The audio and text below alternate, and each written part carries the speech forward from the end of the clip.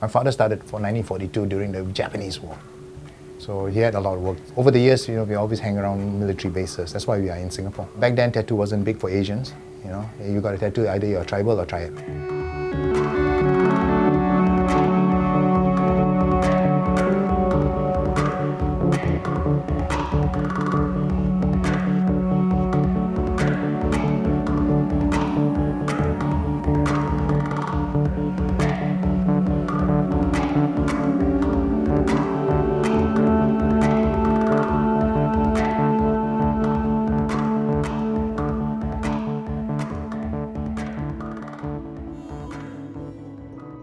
We brand ourselves as a Gurkha Tattoo Family to follow the family history. My grandfather, Johnny Two Thumb, his brother-in-law, Johnny Gorkha, and his youngest brother, Johnny Nepal. So the three of them made the journey here in 1950, after the Japanese occupation. They followed the British trail, the army. It was going to be a flourishing town and be a flourishing place to start something new.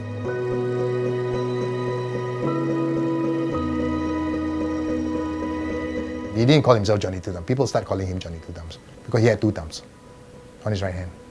People with like two thumbs, right? He has when he does this, he had three, two on one side. So people saw that, and that was the hand he was using to tattoo. It's actually left-handed, but he uses his right hand to tattoo. The most popular years of his life was during the Vietnam War. All the aircraft carriers will come down to Singapore to have their R&R. That's where my father is very busy. Back then we don't have the internet, right? So we rely on people coming in with physical tattoos. I used to take pictures of the physical tattoo and see how it's done. It had its challenging times. Then of course we have the ships that were in town, and they really helped a lot because they expose you to a different world, and at that time we don't travel as much. So when you have all these US Navy people coming by, their choices of designs are very different from the locals. They would come up with this idea when they're out months at sea, and they would have this sketch and they would say, okay, I want this and this and this. And then it stimulates you to draw something, it inspires you to draw something for them. We sold beers, Anchor beer and Tiger beer. Not allowed, but I was the beer lady.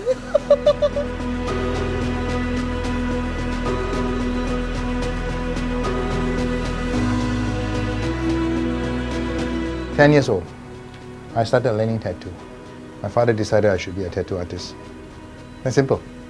He just said, about time, you're my son, you reach this age, you have to learn how to tattoo.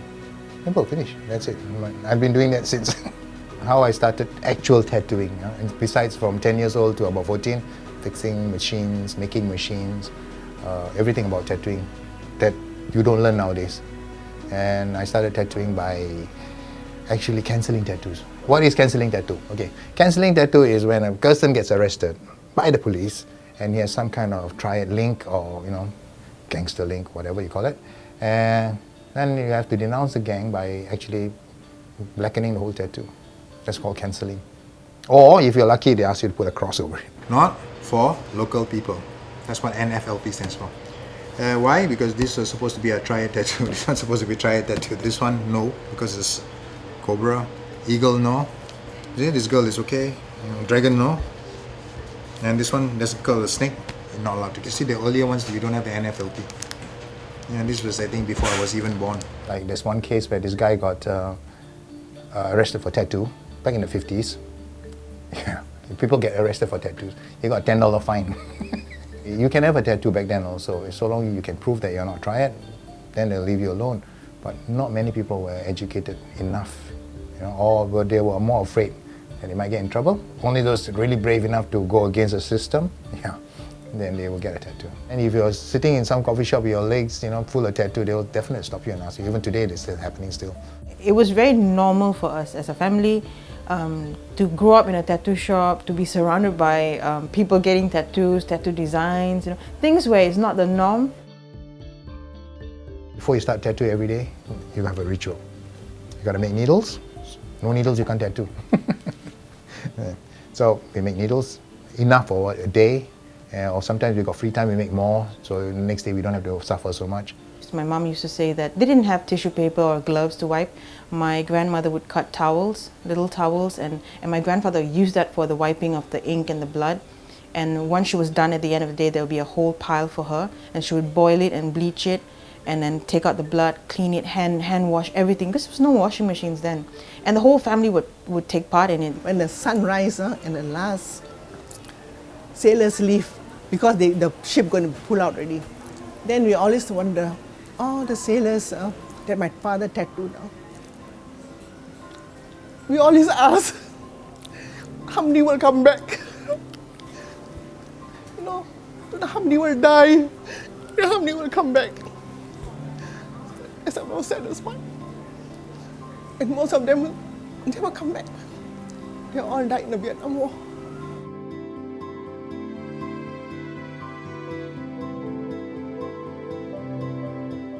My father was secretive. He said the door has to be closed. Yeah, because you can't get machines back then, you know. It's not like now you go AliExpress and then you get a tattoo machine. Back then we made everything ourselves. The amazing stories my uncle would relate about how the machines were made. You know, everything from the bottom of a shoe, the rubber of a shoe, a bullet casing. The old gramophone record, you know, the player, below they have this big spring. We have to cut it to the size we want, punch holes on it, file it to the size we want or the shape we want, and then bend it and put it on the machine. It was so dangerous because it was a compressed coiled spring, and they would put it in a gunny sack, and then they would release it, and it would go spring, you know, and it was all these little things, and then they would cut the metal, and all this had to be done on a Sunday, which was the only day off for the family.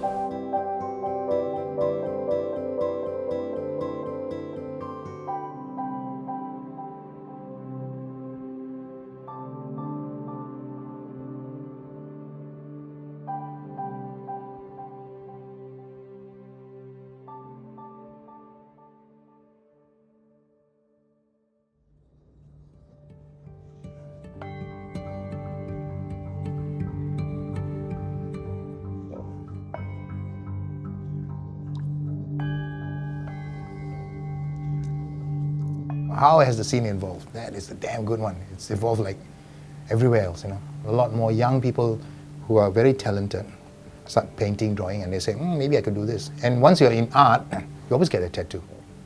Some of these younger guys, God, man, I tell you, they are so good. I mean, I want to learn from them. I'm humble, okay. I mean, you got something to teach me, I want to learn. Even at 60, I want to learn something new. We had such a rich family history, not only just a Nepalese background, but the journey he made from Nepal to Burma, and then ending up in Shillong in Meghalaya, right? And that's where the Gurkha community is, and then coming to Singapore. And then that whole entire journey and the history, fast forward now to the new generation, people choose their own designs, and you've got all kinds of colored inks to choose from, types of brands, type of machines, whereas back then we only had 3 colors, at the most 4, I would say. And that also, it was like $1 a tattoo, maybe $1, $2 for a tattoo, and that was very expensive. God even knows if there was a back piece, it was like, what, $10? And it was more like a command of a doctor's salary. When I was 35, I thought I would retire at 40. When I got to 40, I thought I'd do it at 50. When I got 50, I think I'll just die tattooing.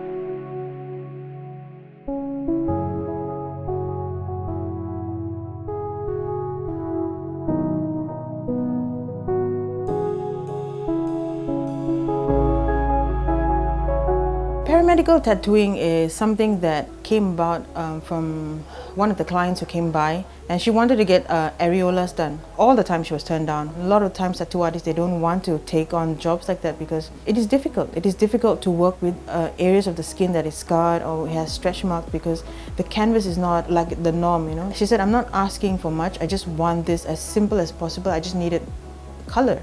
And I said that if I just approached it like drawing a portrait or, for example, a flower, it's the same technique and everything applies. And the doctor said it was a very beautiful job. And that itself, you know, inspired me. Well, tattoo has made me humble. Because I meet a lot of different people, a lot of different characters. So some are very aggressive, some are, and instead of getting angry, I always take a step back and, you know, tell them, look, everything shall pass. This too shall pass, you know. I believe in that. And if things not going to happen, don't push it. Ground yourself as like take your shoes off and step on sand or grass. That will relax you. So yeah, tattooing has made me humble.